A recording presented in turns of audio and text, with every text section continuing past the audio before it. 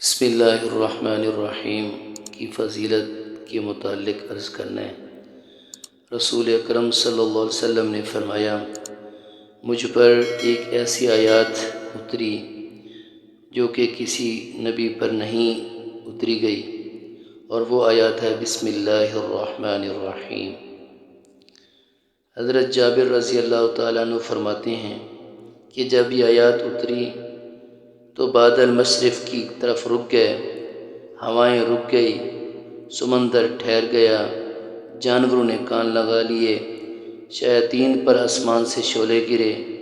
پروردگار عالم نے اپنی عزت و جلال کی قسم کھا کر فرمایا، جس چیز پر میرا یہ نام لیا جائے گا میں اس میں ضرور برکت دوں گا۔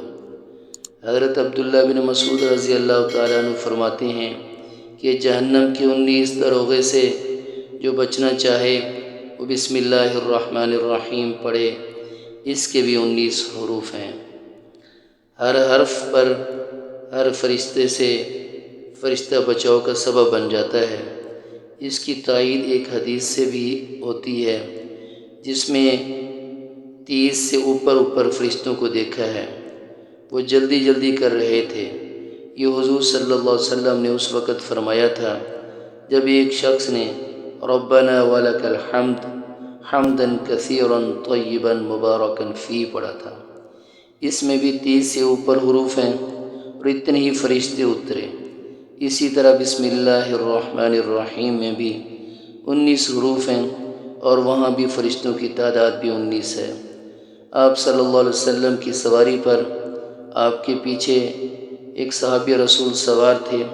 وہ فرماتے ہیں کہ میں نے حضور اکرم صلی اللہ علیہ وسلم کی اونٹنی کو ذرا پھسلتے ہوئے دیکھا تو میں نے کہا شیطان کا ستیہ ناس ہو۔ تو آپ صلی اللہ علیہ وسلم نے فرمایا یہ نہ کہو، اس سے شیطان پھولتا ہے، اکڑتا ہے اور خیال کرتا ہے کہ گویا اس نے اپنی قوت سے گرایا ہے۔ ہاں، بسم اللہ کہنے سے وہ شیطان مکھی کی طرح ذلیل اور پست ہو جاتا ہے۔ ایک حدیث میں ہے کہ جس کام کو بسم اللہ الرحمن الرحیم سے شروع نہ کیا جائے وہ بے برکت ہوتا ہے۔ اللہ تعالیٰ ہمیں بسم اللہ الرحمن الرحیم کی برکات سے ضرور نوازیں، آمین۔